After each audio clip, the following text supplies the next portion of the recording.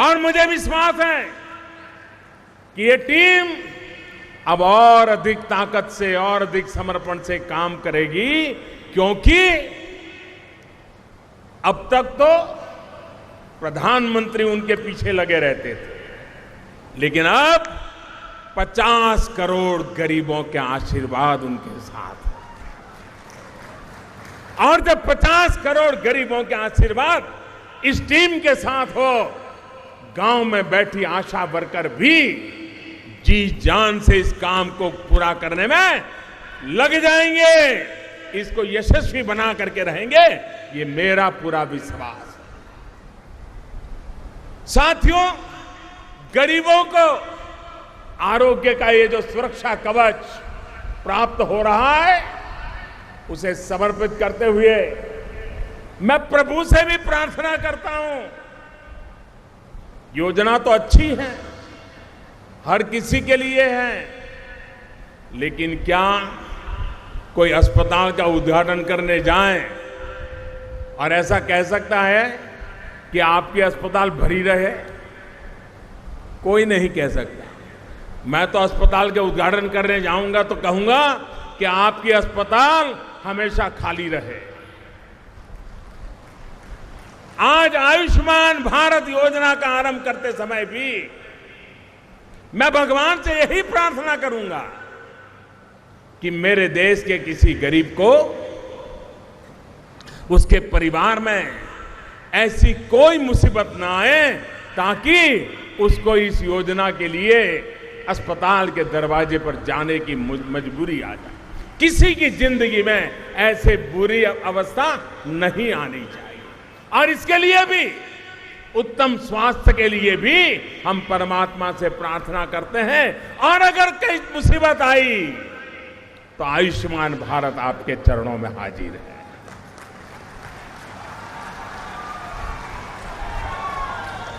अगर दुर्भाग्य से आपके जीवन में बीमारी का दुष्चक्र आया तो आपको भी देश के धनी आदमी जिस प्रकार से आरोग्य की सेवा प्राप्त कर सकते हैं, अब मेरे देश के गरीब को भी वही सेवाएं उपलब्ध होनी चाहिए। भाइयों बहनों, गरीबी हटाओ के नारे देश आजाद हुआ तब से हम सुनते आए हैं।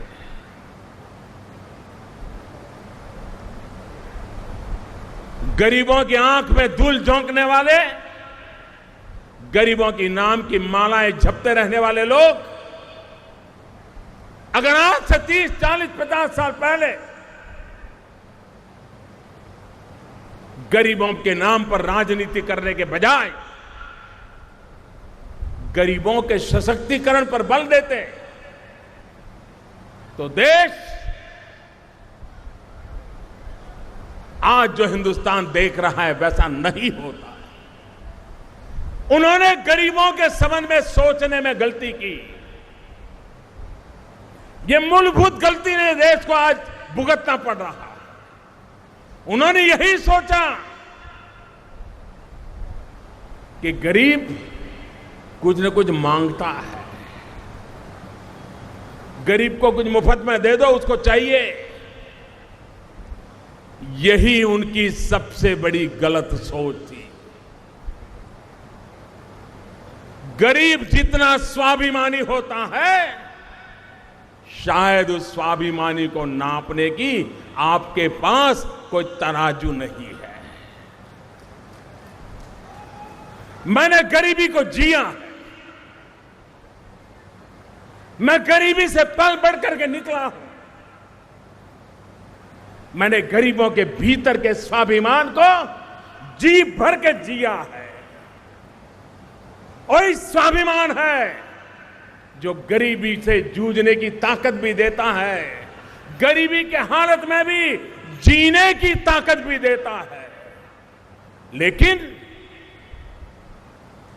न केस ने कभी गरीब के स्वाभिमान को समझने का प्रयास किया, न गरीब के सपनों को साकार करने के लिए उसके इरादों को समझने की कोशिश की। और इसलिए हर चुनाव में टुकड़े फेंको, अपना राजनीतिक उल्लू सीधा कर लो, यही खेल चलता रहा। हमने बीमारी की जड़ को पकड़ा है। देश गरीबी से मुक्ति की ओर तेज गति से आगे बढ़ रहा है। मैं जगदीप मर्चेंट हूं। मैं सामाजिक, राजकीय और आध्यात्मिक एक्टिविस्ट हूं। आप सबने अभी अभी आयुष्मान भारत का श्री नरेंद्र मोदी द्वारा दिया गया विवरण सुना। 11 करोड़ गरीब परिवार को इसमें गरीबी रेखा से निकलने के लिए योग्य समझा गया और तुरंत स्वास्थ्य संबंधित खर्च से मुक्ति दिलाई। 2013 में जब मैंने नरेंद्र मोदी जी के सामने मणिनगर असेंबली में चुनाव में हिस्सा लिया था, तब 11 करोड़ गरीब परिवार को रुपया 6 लाख का गारंटी फंड कॉरपोरेट से जुड़ जाने से और उसके द्वारा रुपया 5,000 पेंशन देने की योजना मेरी चुनावी पत्रिका में दी थी। और त्यारबाद 2017 में भी जब नरेंद्र मोदी और श्री थावरचंद गहलोत जी राजकोट आए थे, तब यही योजना को विस्तृत रूप से मैंने इनके सामने रखा था और मुझे खुशी है कि यह योजना तुरंत लागू होने की शक्यता है। इस योजना से 11 करोड़ गरीब परिवार को डिजिटली पंजीकृत होना इस बात का सबूत है। इसके लिए योजना से इन गरीब परिवारों को गरीबी मुक्ति मिलेगी, ये मुझे इसकी तसल्ली है। आइए देखते हैं इस योजना कैसे काम करेगी और कैसे 66 लाख करोड़ का फंड इकट्ठा हो सकता है।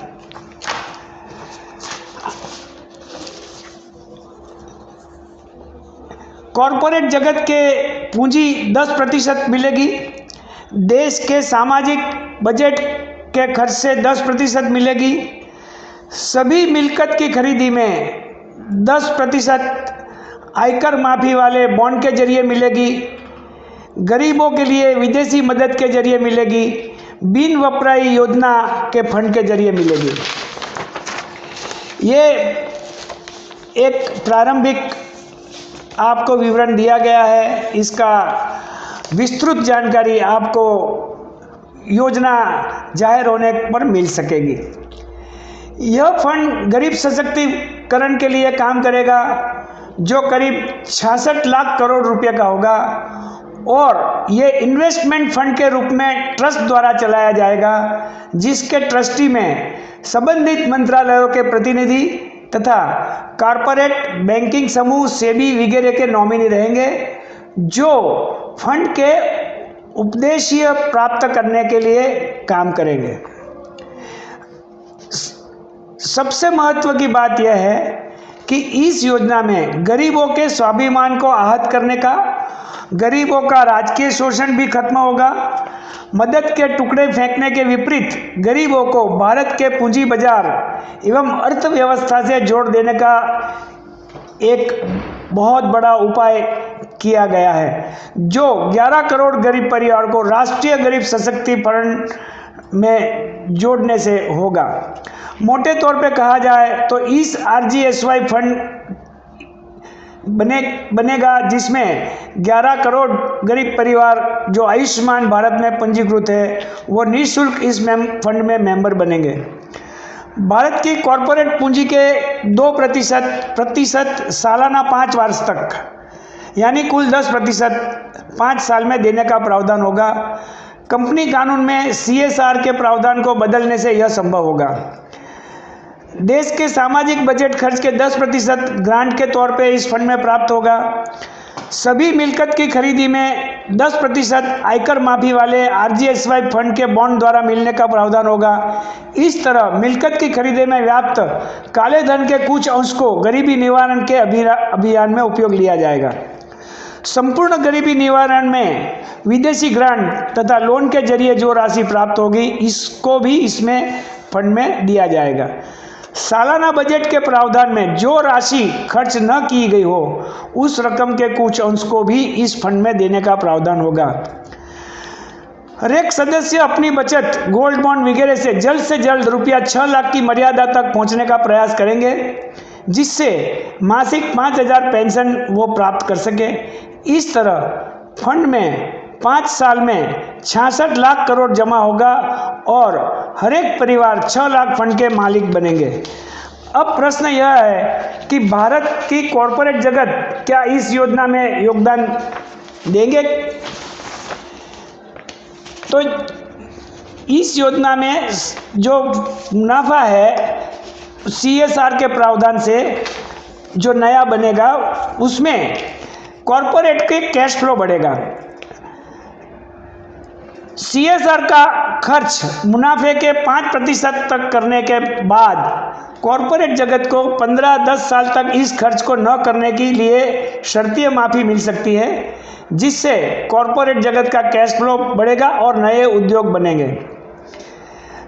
इसके लिए कॉरपोरेट को अपने इक्विटी के 10% 5 साल में गरीब सशक्ति फंड के अंदर देने का प्रावधान करना होगा। कंपनी को आरजीआई व्यावसायिक फंड में अपना योगदान करने के निर्णय में कॉरपोरेट टैक्स में भी राहत दी सकती है। कंपनी को long term capital gain tax में 10 साल में एक बार संपूर्ण माफी मिल सकेगी। इस कंपनियों की बैलेंस शीट कंपनी मजबूत होगी एवं राष्ट्रीय और अंतर्राष्ट्रीय संस्था में कर्ज लेने की क्षमता में बढ़ोतरी होगी, ताकि नए प्रोजेक्ट का विस्तृतीकरण हो सके। अतः अब देखें कि राष्ट्रीय गरीब सशक्ति फंड योजना का लाभ किसको किसको मिल रहा है। एक सरकार, आम जनता, कॉरपोरेट, एग्रीकल्चर, इंफ्रास्ट्रक्चर्स, कोऑपरेटिव और क्लस्टर डेवलपमेंट, शेयर बाजार, बैंकिंग सेक्टर, मिल्कत की खरीदी में काले धन का उपयोग रोकना, सरकारी सब्सिडी तथा बजट घाटे में कमी, रोजगार, स्वास्थ्य और कुपोषण, शिक्षण, लघु मध्यम उद्योग और कश्मीर समस्या का उकेल। अब विगतवार देखें तो सरकार को क्या फायदा होगा। 50 करोड़ गरीब लोगों की बढ़ी हुई आवक और उससे बढ़ी हुई बचत से भारत का ग्रोथ वृद्धि चक्र जल्द से जल्द घूमेगा। सरकार के 10 साल के बाद बजट में सामाजिक खर्च कम होगा। नक्सली और कश्मीर प्रदेश के लोगों में शांति बनाए रखने की इच्छा शक्ति बढ़ेगी। विदेशी पूंजी और मुद्रा स्थायी तौर पे भारत में आएगी। 11 करोड़ परिवार के अधिक उपार्जन से कार्यशीलता से अर्थतंत्र को लाभ मिलेगा। आयकर माफी वाले बॉन्ड के जरिए काले धन का इंफ्रास्ट्रक्चर में उपयोग होगा। सामाजिक योजना के भ्रष्टाचारों में कमी आएगी। नक्सली और कश्मीर प्रदेश के लोगों में शांति बनाए रखने की इच्छा शक्ति बढ़ेगी, क्योंकि शांति बनाए रखने की शर्त रखी जा सकती है। पाकिस्तान के कब्जे वाले कश्मीर पीओके लोग में भी भारत में सम्मिलित होने का अभियान चलाएंगे और बिना गोली चले पीओके भारत में सम्मिलित हो जाएगा। आम जनता को क्या लाभ होगा। यह योजना से 6 लाख रुपये की राशि और मासिक 5,000 की अतिरिक्त आय गरीब जनता की बन सकेगी। योजना से स्वास्थ्य, दुर्घटना वगैरह से संपूर्ण बीमा कवच से तुरंत राहत मिलेगी।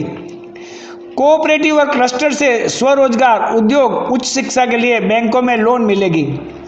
युवा सदस्यों को आर्थिक सहायता की वजह से व्यावसायिक एवं उच्च शिक्षा बढ़ेगी। कॉरपोरेट जगत को क्या लाभ होगा। इस योजना से जुड़ने वाले कॉरपोरेट कंपनियों को मिलने वाले लाभ 3 या 5% CSR खर्च में मुक्ति से कंपनी नकद भंडोल बढ़ेगा। लंबी अवधि के कैपिटल टैक्स में 10% एक बार माफी मिलने से कंपनियों को कर्जा लेने की क्षमता बढ़ेगी।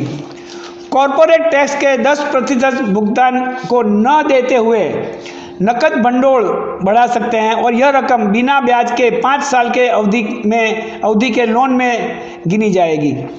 एग्रीकल्चर में क्या फ़ायदा होगा, खेती में दूसरा ग्रीन रिवॉल्यूशन होगा। कोऑपरेटिव क्लस्टर तरीके 10 से ज़्यादा परिवार मिलके हाईटेक कैपिटल इंटेंसिव खेती से किसान की आवक में अधिकतम वृद्धि करेंगे।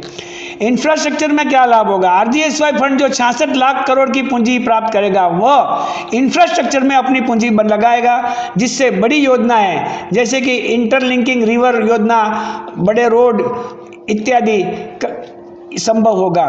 काले धन का भी इस योजना द्वारा इंफ्रास्ट्रक्चर में उपयोग होगा। कोऑपरेटिव और क्लस्टर डेवलपमेंट इससे कैसे बढ़ेगा, इस योजना में 10 से अधिक परिवार संयुक्त खाते से ही बड़ी रकम गारंटी तौर पे प्राप्त करके मध्यम कक्षा के उद्योगों में अपने परिवार के नौजवानों को रोजगार प्राप्त करवा सकेंगे।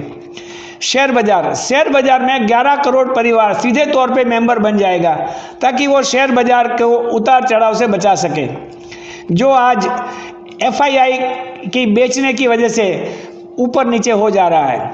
बैंकिंग सेक्टर तथा एनपीए में क्या फायदा होगा, 11 करोड़ परिवारों को बैंकिंग सेक्टर से कार्य करने से डिपॉजिट एवं लोन का बिजनेस बढ़ेगा और बैंकों की नॉन परफॉर्मिंग एसेट में कमी होगी, क्योंकि योजना के सदस्यों के रुपया 6 लाख का गारंटी फंड के तौर पे हमेशा बैंक में जमा रहेगा। मिल्कियत की खरीदी में काले धन का उपयोग रोकना, इस योजना के प्रावधान से कोई भी मिल्कियत की खरीदी को पंजीकृत करने के लिए मिल्कियत की कीमत के 10% राशि आरजीएसवाई बॉन्ड के मार्फत से देनी होगी। ये बॉन्ड की रकम न्यूनतम ब्याज के साथ मिल्कियत बेचने वाले को मिलेगी। मिल्कियत खरीदने वाले को इस बॉन्ड की रकम का स्रोत बताने से माफ़ी मिलेगी। सरकारी सब्सिडी तथा बजट घाटे में कमी, पब्लिक डिस्ट्रीब्यूशन सिस्टम पीडीएस को तर्कसंगत बना के अनाज की सब्सिडी में कमी होगी, क्योंकि हर एक गरीब परिवार को मासिक रुपया 5,000 की अतिरिक्त आवक मिलेगी। संपूर्ण बीमा कवच से सरकारी खर्च जो कुदरती विपत्ति, कृषि लोन माफी, बैंकों के एनपीए के कारण जो हो रही है, उससे सरकारी पूंजी नहीं देनी पड़ेगी।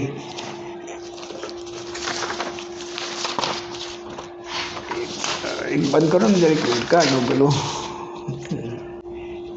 इस बात से आप सब राष्ट्रीय गरीब सशक्तिकरण योजना फंड के महत्व को समझ गए होंगे, परंतु यह बात जब 2011-2012 में कांग्रेस के जाने माने नेताओं राहुल गांधी, मनमोहन सिंह, सोनिया गांधी, एआईसीसी नेताओं को दी गई थी, उनको इस बात का आगे काम करने में कोई रस नहीं था।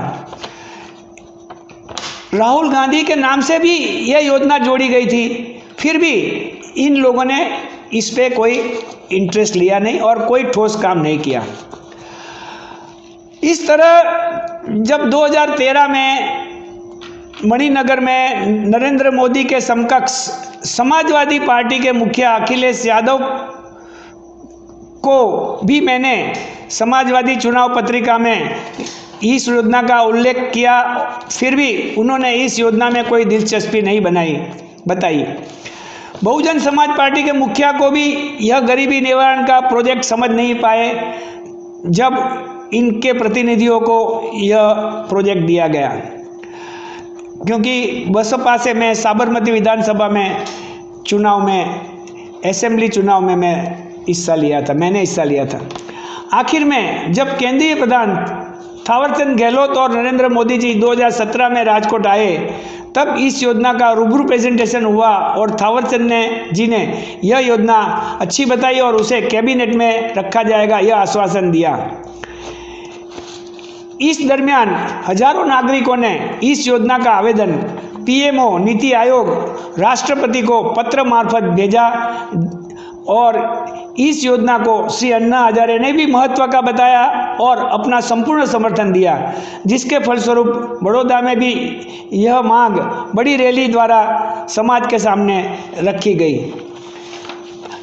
यह सब सुन के मैं आपसे निवेदन करता हूं कि जब ये प्रोजेक्ट नरेंद्र मोदी के समक्ष कैबिनेट में रखा गया है, तो हम सब गरीबों का ये कर्तव्य है कि भाजपा को बृहद बहुमति से जिताया जाए, ताकि यह योजना जल्द से जल्द कार्यान्वित हो सके।